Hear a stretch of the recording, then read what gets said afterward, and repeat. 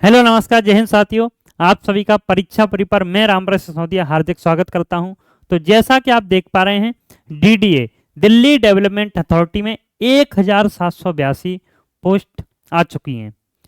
तो कैसे फॉर्म भरेंगे, कौन कौन फॉर्म भर सकता है, एलिजिबिलिटी क्या है, एज क्या है, सिलेबस क्या है, तो हम संपूर्ण जानकारी जानेंगे। कितने पद कौन सी पोस्ट के लिए, तो एक एक जानकारी हम डिटेल में जानेंगे। इसमें आया शॉर्ट नोट से, बट हम पूरी जानकारी आप लोगों को देंगे। तो सबसे पहले मैं बात करूं कि टोटल पोस्ट कितने हैं। 1782 पद आए हुए हैं। अगर आपके पास 10th है तो आप क्या फॉर्म भर सकते हैं, 12th है तो क्या आप फॉर्म भर सकते हैं, ग्रेजुएशन है तो क्या आप फॉर्म भर सकते हैं। जी बिल्कुल, आपके पास 10th हो चाहे 12th हो चाहे ग्रेजुएशन हो, सब फॉर्म भर सकते हैं। एज क्या रहेगी, आइए संपूर्ण जानकारी जानेंगे। सबसे पहले हम नोटिफिकेशन देख लें कि क्या नोटिफिकेशन आया क्या है। ये इसका नोटिफिकेशन है, मैं आपको नोटिफिकेशन दिखाता हूँ। Delhi development authority direct recruitment in various category, अलग अलग पोस्टों के लिए आई है। तो आइए जानते हैं हम। सबसे पहले मैं बात करता हूं आपसे कि website link opening tentative date. तो वेबसाइट आपकी कब से ओपन होगी, तो वेबसाइट जो आपके फॉर्म भरना स्टार्ट हो जाएंगे, वो आपके फॉर्म भरना स्टार्ट होंगे 6 अक्टूबर से। कब से स्टार्ट होंगे, 6 अक्टूबर 2025 से आपके फॉर्म भरना स्टार्ट हो जाएंगे। तो अभी फॉर्म भरने में टाइम है। और फॉर्म भरना बंद कब हो जाएंगे, तो 5/11/2025, 5 नवंबर 2025 को आपके फॉर्म भरना बंद हो जाएंगे। फिर इसका पेपर कब होगा, पेपर होता है सीबीटी एग्जाम, होता है कंप्यूटर बेस्ड एग्जाम होता है इसका, और ये आपका होगा दिसंबर और जनवरी के महीने में। तो अगर आप अभी से भी टाइम लगाओ तो देखो, सितंबर में आप देख रहे हैं, आज 13 सितंबर हो चुका है, तो 15 सितंबर मानो, अक्टूबर नवंबर दिसंबर, यानी 3 ही महीने हैं आपके पास पेपर के लिए। तो ये हम नहीं सोचना है आपको कि जब फॉर्म भरूंगा तब मैं तैयारी करूंगा। तो पूरा मैं सिलेबस आप लोगों को बताता हूँ। सबसे पहले हम पोस्ट जान लें, कितनी कितनी पोस्टें आई हुई हैं। तो पहले मैं ये बता दूं ज्यादा पोस्ट कौन सी है ना, उनके लिए उनके बारे में पहले हम जाने। जो सबसे ज्यादा आपकी पोस्ट आई हुई हैं, जो देखो टोटल पोस्ट तो आप देख रहे हैं 1732 है, जिसमें से यूआर कैटेगरी की 769 है, और ईडब्ल्यूएस कैटेगरी की 173 है, एससी कैटेगरी की 207 है, एसटी कैटेगरी की 131 है, और ओबीसी कैटेगरी की 452। ये पूरा डिटेल है, ठीक है। टोटल 1732 है। इसमें जो सबसे ज्यादा पोस्ट है वो आपकी है एमटीएस की। एमटीएस की कितनी पोस्ट है, 745 पोस्ट है। तो एमटीएस को हम जानेंगे डिटेल में कि एमटीएस की क्या योग्यता होती है, एज कितनी होती है, पूरा हम जानेंगे। उसके बाद माली की भी काफी पोस्ट है, 282।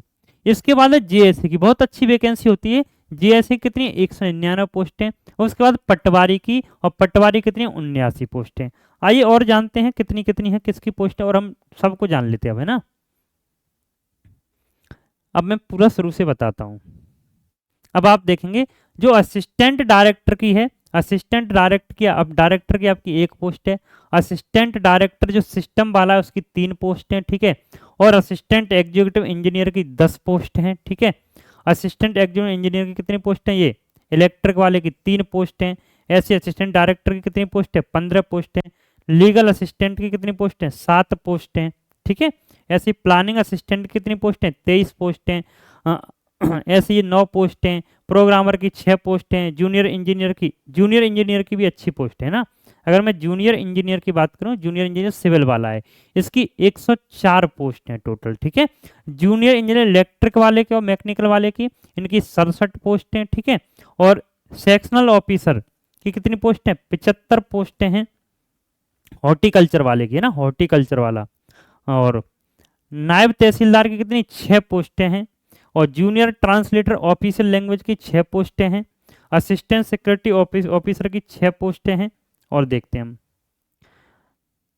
ऐसे ये 6 पोस्टें हैं। स्टेनोग्राफर की भी काफी अच्छी पोस्ट है, स्टेनोग्राफर की भी अच्छी पोस्ट है। कितनी पोस्ट है, 44 पोस्ट हैं। तो ये मैंने पूरी आपको सबसे पहले तो ये बता दें कि टोटल कितने कितने पद आए हुए हैं, ठीक है। तो ये तो हमारा आया है शॉर्ट नोटिस।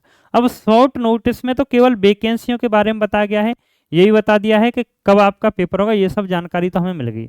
अब इसके बाद हमें ये भी तो पता होना चाहिए कि एज क्या होती है इसकी, है ना, किस पोस्ट की एज क्या होती है, सिलेबस क्या होता है। तो एक एक करके मैं पूरा आपको बताता हूँ एलिजिबिलिटी क्या होती है। तो ये मैं बता रहा हूँ पिछले जो भर्ती हुई थी उसके आधार पर, ठीक है।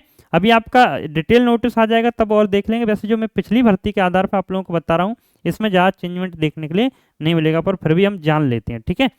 अब मैं एक एक करके जानता हूँ। एक बात और जान, एग्जाम पैटर्न क्या होता है, एग्जाम इसका कैसे होता है। तो एग्जाम पैटर्न ये आपके सामने बना हुआ है। सबसे पहले आपका स्टेज 1 होगी, स्टेज 1 फेज 1 होगी, उसमें आपको होगा कंप्यूटर बेस्ड टेस्ट यानी सीबीटी 1 होगा, ठीक है। उसके बाद फेज 2, क्या फेज 2 हर एक पोस्ट होता है, जी नहीं। जैसे आप माली का पेपर दोगे, ठीक है, एमटीएस का दोगे, इसमें केवल सीबीटी 1 ही होता है, इसमें सीबीटी 2 नहीं होता। परंतु जैसे जेएससी दोगे, नायब तहसीलदार दोगे, ठीक है, और जो पोस्टें हैं उनके लिए आपका क्या है, सीबीटी 2 होता है। सीबीटी 2 में क्या होगा, स्किल टेस्ट होगा, टाइपिंग टेस्ट होगा। अगर स्टेनोग्राफर का आप देखेंगे तो स्टेनोग्राफर टेस्ट होगा, ठीक है, ये आपका दूसरा सीबीटी 2 होता है, पर एमटीएस वाले में नहीं होता। और जब नोटिस आएगा डिटेल नोटिस, तब और प्रॉपर पता चलेगी, ठीक है, बट होता नहीं है। फेज 1 केवल जीएसए के लिए होता है, नायब तहसीलदार के लिए होता है, तहसीलदार के लिए होता है। एमटीएस और माली के लिए ये वाले काम नहीं होते हैं, ठीक है। इसके बाद फेज 3 में डॉक्यूमेंट वेरिफिकेशन, ये तो सबका ही होना है डॉक्यूमेंट वेरिफिकेशन। उसके बाद फेज 4 में मेडिकल। अब ये मत सोचना कि मेडिकल में आपसे दौड़वाया जाएगा, भगवाया जाएगा, ऐसा कुछ नहीं, बिल्कुल नॉर्मल मेडिकल होता है, तो ये आपका मेडिकल होगा, ठीक है। उसके बाद फेज 5 में आपकी मेरिट लिस्ट आती है, फाइनल मेरिट लिस्ट आती है। अब हम एक बात और जानते हैं, किसके लिए क्या एलिजिबिलिटी क्या होती है। तो सबसे पहले मैं बात करता हूं आपके सामने, मैंने बात की माली की, ठीक है, माली की पोस्ट भी अच्छी है, और एमटीएस की, है ना, ये दो पोस्टें काफी अच्छी हैं, और जेएसए की, ठीक है, ये जेएसए की, और किसकी, स्टेनो की, स्टेनो में भी अच्छी पोस्ट थी, स्टेनो की बात कर लूं मैं। और किसकी बात कर लूं, आपके नायब तहसीलदार की बात कर लूं, ठीक है, हाँ, पटवारी की भी अच्छी पोस्ट थी, पटवारी की बात करूंगा। तो सबसे पहले मैं इनकी एज बताता हूँ सबके लिए। एज, आपका एज का क्राइटेरिया कितना होना चाहिए, एज का क्राइटेरिया कितना होना चाहिए। अगर आप माली या एमटीएस देते हैं तो ये 10th क्लास से आपके फॉर्म भरे जाते हैं, कितने हैं, 10th क्लास से। अगर आपने 10th कर रखी है तो आप बिल्कुल इन दोनों का फॉर्म भर सकते हैं। और जो आपकी एज है वो आपकी होगी 18 से 25, एज आपकी कितनी होगी, 18 से 25 होगी। अगर यहीं पे मैं बात करूं इसके सिलेबस की, तो इसके सिलेबस में क्या आएगा, सिलेबस अभी मैं बताऊंगा आप लोगों को, ठीक है। इसके बाद बात आती है जीएसए की। तो जीएसए की पोस्ट आपकी आती है 12th लेवल से। अगर आपने 12th कर रखा है तो आप बिल्कुल इस फॉर्म को भर सकते हैं, ठीक है, 12th वाले। और इसकी एज कितनी होती है, इसकी एज होती है आपकी 18 से 27। कितनी होती है, 18 से 27। ऐसे स्टेनो का है, स्टेनो भी आप किससे भर सकते हैं, 12th से भर सकते हैं, पर इसमें प्लस में टाइपिंग और होगी, ठीक है, मैंने बताया। ऐसे स्टेनो 12th प्लस स्टेनोग्राफर की टाइपिंग होगी। इसका एज भी कितना है, 18 से 27 है। इसके बाद बात आती है किसकी, पटवारी की। किसकी बात आती है, पटवारी की। तो पटवारी के लिए एक तो आपके पास ग्रेजुएशन होना चाहिए, क्या होना चाहिए, ग्रेजुएशन। ग्रेजुएशन के साथ साथ आप कंप्यूटर का डिप्लोमा, कंप्यूटर साइंस से या तो बीएससी या ट्रिपल सी, ऐसा कंप्यूटर का कोई ना कोई सर्टिफिकेट होना बहुत जरूरी है पटवारी के लिए, ठीक है। और इसकी एज की मैं बात करूं तो इसकी एज होती है 21 से 27, ठीक है, 21 से 27। ये पिछली भर्ती के आधार पर मैं बता रहा हूं, क्योंकि अभी केवल शॉर्ट नोटिस आया, अभी केवल ये बताया है कि इतनी इतनी वैकेंसी है। तो वैसे मैं कंफर्म यही आपका एज है, बट पटवारी की शायद 21 से 30 हो सकती है इस बार, पक्का नहीं कह सकता मैं, ठीक है, बट 21 से 27 तो होना ही होना है ना, पटवारी वाली 21 से 30 जा सकती है।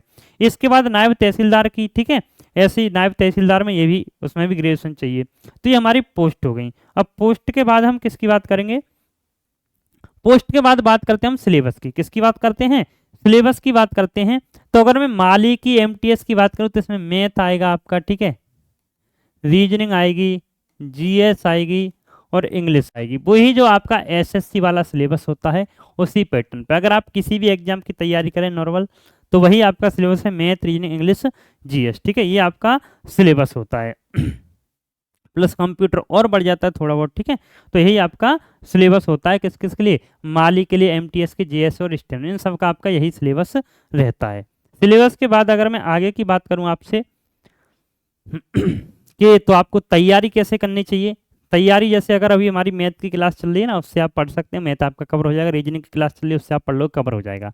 ये नहीं कि आप इसके लिए अलग से तैयारी करोगे, स्पेशली डीडीए का बैच लोगे उसी से तैयारी करोगे, ऐसा कुछ नहीं है। बस आप टेस्ट लगाइए ज़्यादा से ज़्यादा, क्योंकि इसमें स्पीड आपको मेंटेन करनी पड़ेगी। टेस्ट आप कहाँ से लगा सकते हैं, आप टेस्ट के लिए आप हमारे परीक्षा पूरी ऐप पे जाएंगे, वहाँ पे आपको टेस्ट मिल जाएंगे। मात्र 49 रुपये का टेस्ट पास है, उसमें आपको 6000 से अधिक टेस्ट अलग अलग एग्जाम के मिल जाएंगे।